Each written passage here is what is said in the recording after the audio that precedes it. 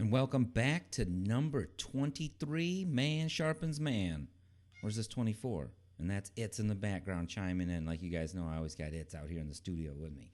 If he gets in once in a while, he gets in. I like his voice. He adds a little bit of flavor. I got mad at him one time. You guys, some of you that have heard some old episodes and haven't, this is a story I've told a couple times. I fucking tripped out on that fucking cat and almost killed him. I didn't almost kill him, you know. I'm exaggerating. I would never kill a cat. I would never fucking harm an animal. I love fucking animals. People that hurt animals are the worst fucking people. But welcome back to fucking Man Sharpens Man. It's your boy LJ. Remember, I dropped that old State Raised. I don't miss it at all. I feel way more comfortable using my actual nickname versus some shit I gave myself. And we went into that last time, so we won't lose ourselves into that fucking story either. So what's been happening, people? It's been a while since I've been on here. I've been missing y'all. I've been wanting to get back on here. I'm trying to make a theme song. You know, I'm going to sing it for you right now. It's Man Sharpens Man. I'm at it again. I'm going to sharpen your mind like a shank in the pen. I'm working on it. Maybe I'll change that to floor and store or something. I don't know. Man, well, maybe people don't get the pen reference. Like the joint is called the pen. Whatever. I'll think about it after I'm done recording. So welcome back, people, to Man Sharpens Man. I've been missing you guys, man. I've been kind of busy. I threw the comedy thing in it, the stand-up thing I've been doing. It's spring. I got a real life. I got to do a job. I can't pretend like I'm a fucking personality all the time. I actually have to go do work and do crawl space and shit like that. I don't... Hey, It's. What's up, It's? Yeah, he likes to chime in, like I said. So what's been going on in the news? Let's see here. Steve Stevenson, you motherfucker. What a piece of shit. Steve Square. You know he's probably he probably got picked on a lot, Square Steve, because he's got both his names are Steve, so he's like Steve Square or Square Steve. Bet you got picked on with, I'm sure people were more clever than that, but I'm not giving him an excuse. Fuck that fat, weird, bearded guy. He did, one of my comedian friends pointed out that he kind of looks like Suge Knight.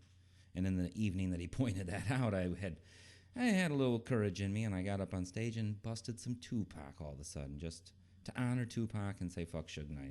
It went over like a loud fart in church because I go to do stand-up locally, and there is, it's fucking a lot of cool people, but in the people that come to see the shows, a lot of times they are some pointy shoe vest wearing type dudes. You know what I'm saying? Might not be my demographic. Speaking of, what the fuck? Sometimes when I watch TV, it like shines a light on who I fucking am. I'm watching the Science Channel in the middle of the night the other night, and I realized the only commercials that come on in the middle of the night on the Science Channel, and you wouldn't think so because you'd think smart motherfuckers are watching the Science Channel, but the only commercials that come on in the middle of the night are fucking sex line commercials and rehab commercials. It's like, and the fucking what's funny as shit is the sex line commercial says, your night the future of your night is in your hands or some shit. I mean, it's almost a blatant reference to the fact you're about to jack off to a phone call. I don't see how anyone. I have a great story about jacking off to phone calls. I'm gonna tell you that a little prison memory, and then we're gonna get into. I'll get back to Blazing Steve Stevenson's. We'll do a little news stuff, and then we'll get out of here. This is gonna be a little short, Man Sharpens Man, because I'm by myself. I don't got no co-host. I'm still desperately seeking. I got a bunch of comedians I want to interview and shit. Just lining shit up and getting schedules to click isn't going to work, but I promise you, I have a slurry of fucking podcasts coming out where I'm interviewing my local comedian friends that I've been making lately. Got a whole ton of them. Ones with beards, ones without beards, tall ones, girl ones, fucking who's its, but I got tons of them. But let's get back to, I'm all stoned. I'm going to forget my story that I was about to tell you. And it's a disgusting story, but it's not that disgusting. It's not like you're not going to be able to eat. So if you're eating, go ahead and keep eating. But I was on work crew one time. Right before I got out of prison, they reward you by throwing you on a shitty-ass work crew where you got to go out and dig ditches and shit. Anyhow, I'm almost getting out. About a year left, a little less. Put me on this crew. I don't know for sure I'm getting out, so I'm not real optimistic. I still got to see the parole board at this point. It's not like I'm counting days, so I'm still kind of convicty. I'm not all... trying to blend into the world type shit. It's like I don't give a fuck still, basically, is the picture I'm trying to paint for you guys. Like, I'm not the same LJ right now. Like, right now, I'm very put together for who I used to be. I used to be, believe it or not, a little bit wild. So anyhow, they put us in this fucking dog pound. And they don't just that sounds weird, like they put us in the dog pound. What they did is they fucking made it our base station where at lunchtime we'd go back there to eat, and first thing in the morning we would go there, and goddamn, my chronological order thing is really fucked up. But anyhow, in the morning we'd go there and drop off our lunch and hang out and smoke cigarettes and drink a little coffee and all that shit. And there was a coffee pot, and it was an old dog pound is what the place was, and we just used the main foyer area, and that was our little base camp. And the place was all shut down. There was no dogs there, no employees, nothing. Well, on rain days and days the boss didn't feel like fucking doing nothing, we would just dick around the dog pound all day long. And motherfuckers would bring cards and dominoes and shit and just sit and shoot the shit. I mean, we're in prison. This is fucking still step up. Anyhow, we'd still just sit around the fucking dog pound. Well, one day me and my dog are lurking around. Josh Brazato. Shout out to you, Josh. You better be listening to this, bitch. Anyhow, me and my dog are fucking snooping around the dog pound. And I fucking see this office. And I'm like, I bet I could break into that bitch. You know, I'm a little convicty. Forgive me. Anyhow, break into the fucking dog pound office. It's a breeze. It's nothing.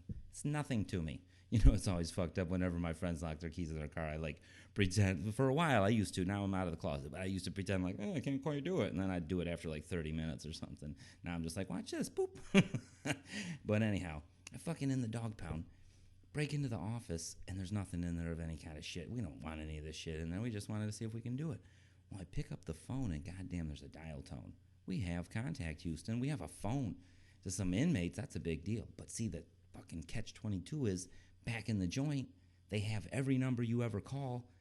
You have to fucking log it on a list and give it to them so that they can, like, turn it on the phone so you're actually able to call it. So they know all the people you call. So unless it's somebody you haven't called in a long fucking time, you shouldn't call them, you know. And if it is someone you haven't called in a long fucking time, that's gonna be a weird call. So I'm like looking at the phone. It's like so cool that I found this phone, but I know if I start calling home, it's gonna be long distance. There's gonna be activity in general. This place is closed, and then this ain't gonna work. I'm not gonna be able to call home. And me and a homeboy were like, "Fuck, we can't do this," you know. But then I tell him, I said, "No, you know what? I'm gonna call the fucking 900 number, one of them 1-900 fuck numbers." So, excuse me, people. So I call up the number. And I'm not even calling it to, like, beat, you know, I'm not even, like, it's like I said, beat off. I'm just not calling the fucking thing for sex. I got a dude standing here with me. So I just call her and goof off with her and, like, talk to this chick for a while. I just dialed 1-900 dirty word. And, of course, it fucking went through, and there was a fucking woman on the other end ready to take my money, or a man that sounded like a woman. So, anyhow, me and Josh just stood there and kicked it with her. But I thought, man, tomorrow I'm coming in here alone. So, you know, long story short, you guys see what I did. I went in the fucking thing by myself, blah, blah, blah. Called up another 900 number, was kind of naughty. Blah, blah, blah, blah, blah. There's the end of the story. So I fast forward, I'm out of the joint. I'm hanging out with my current wife's friends, and we're at a fucking bonfire, and I don't drink a lot, so I'm drinking a little bit, and they start talking about some phone sex shit, and I just tell them the story that I just told you guys a little more flamboyantly and in my woo-hoo-hoo kind of way, and they all, you know, at the points where I think they're going to laugh, and I kind of look at them to see if they're laughing, they're all just like in utter shock. But I don't know why. I'm just like in a mode. No one else is taking over. No one else is talking. It's fucking awkward silence for me. So classic me. I just keep babbling on, and everyone is looking at me like, are you seriously standing here talking about how you were fucking beaten off and breaking into fucking things? And like, it was horribly awkward. And I didn't preface the story like I did with y'all, where I'm like, hey, look, you know, it's a different time, blah, blah, blah. Put yourself in the convict mind. They're just like, we didn't even know you had been in jail. But whatever. A couple beers loosened me up pretty bad. That's one of the reasons I just don't drink. I don't drink. It's not like I'm afraid I'm going to tell on fucking Barry and Jimmy Hoffa or some shit like that. But there ain't no reason for your boy LJ to be running around with some fucking loose lips. But anyhow, let's get back to the fucking news. I want to talk about the news a little bit, because my opinion doesn't matter. But if I talk about the news, then I think of funny shit to tell yous. So anyhow, that Steve Stevenson's, what a motherfucker. He just went up and shot that old dude. I fucking hate that kind of shit. Fucking hate it, despise it. I can't even fucking attest to how fucking horrible that is. So if I even do accidentally make a joke, don't get fucking butthurt by it. Like, I do not approve of that shit. But the thing I do have a problem with is they keep saying a McDonald's employee held him up so that he would get caught by the cops and then called the cops and all that kind of shit. They just keep calling the dude a McDonald's employee. The only fucking person getting credit here is McDonald's, who isn't a person. It's just a giant evil corporation that's giving people heart cancer. And that's the only fucking person getting credited in this story. And that's where the real news is at for me. Because I'm looking at angles. Because I look at motherfucking angles. You know what I'm saying? Like the demographic thing I was talking about just a minute ago. I'm looking at the different angles of shit, you know? And it's like, why the fuck can't you say his name? You know? A fucking McDonald's employee, straight up? That's what you're going to call him? That's it? He doesn't deserve some recognition?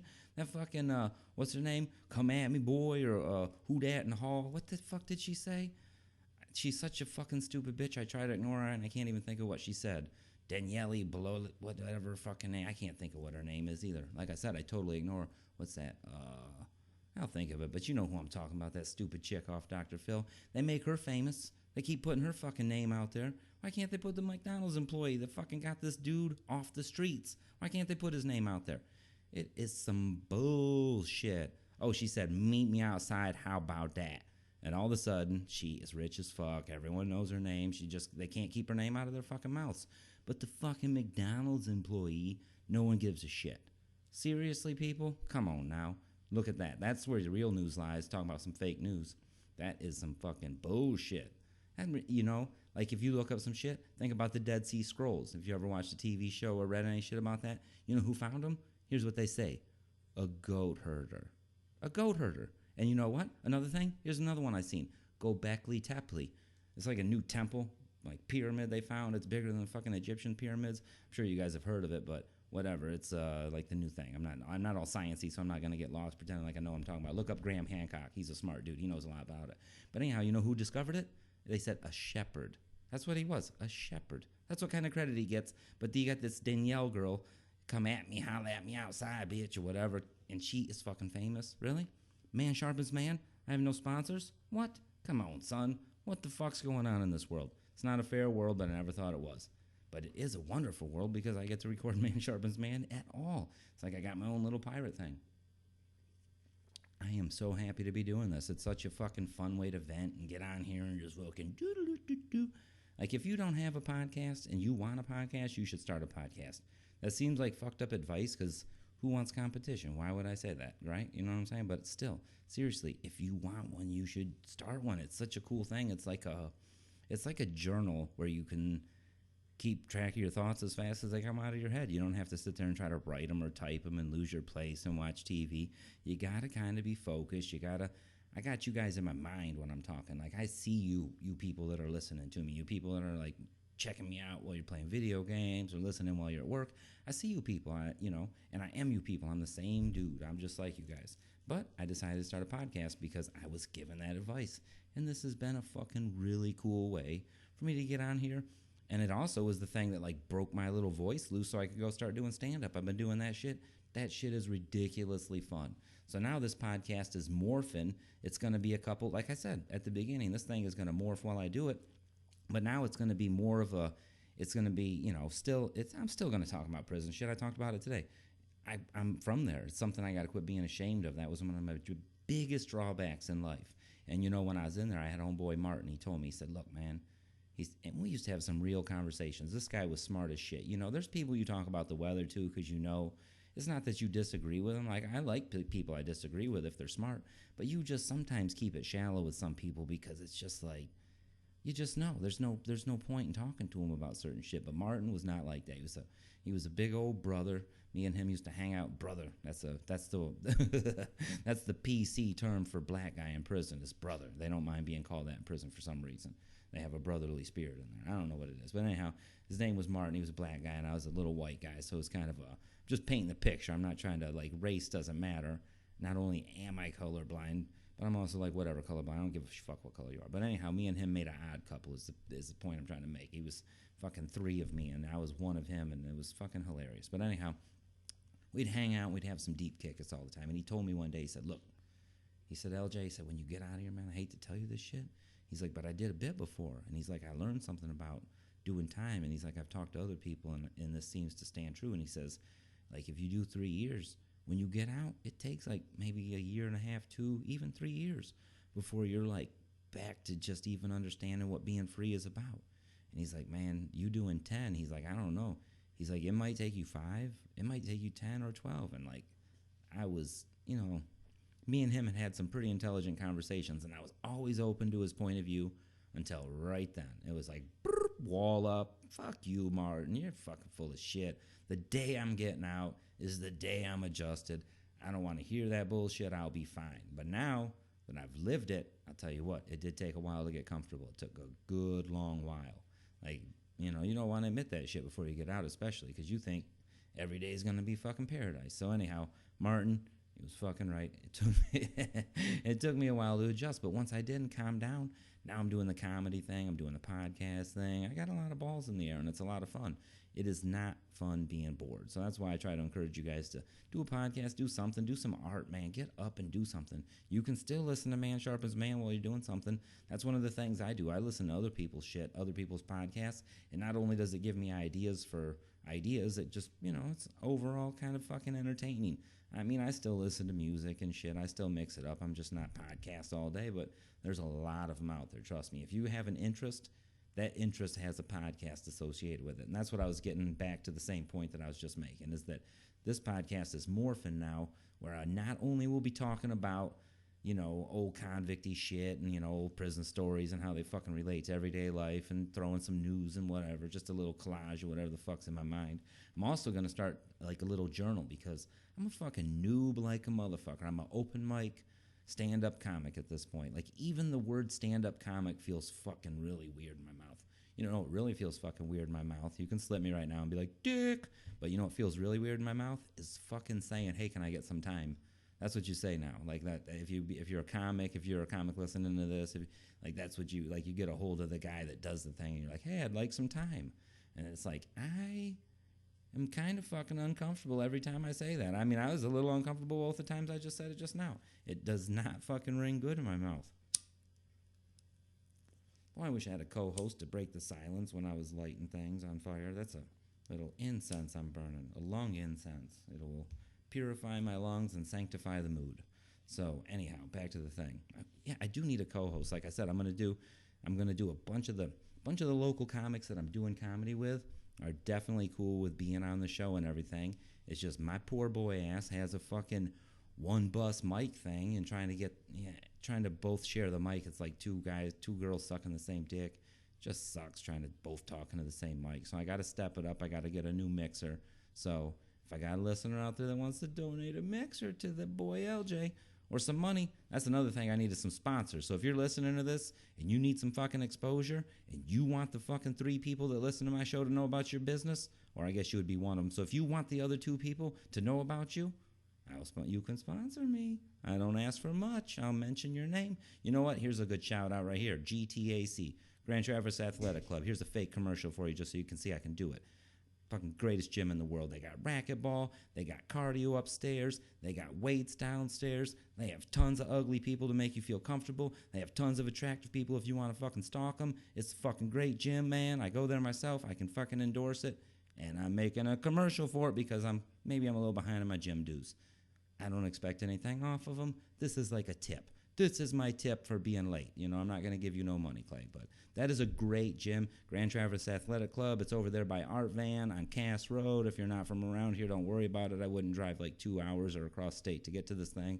But if you're from Traverse City, fucking awesome gym. Just splendifer fucking lifus. And I'm not just saying that because I owe money. I've been going there for a long time.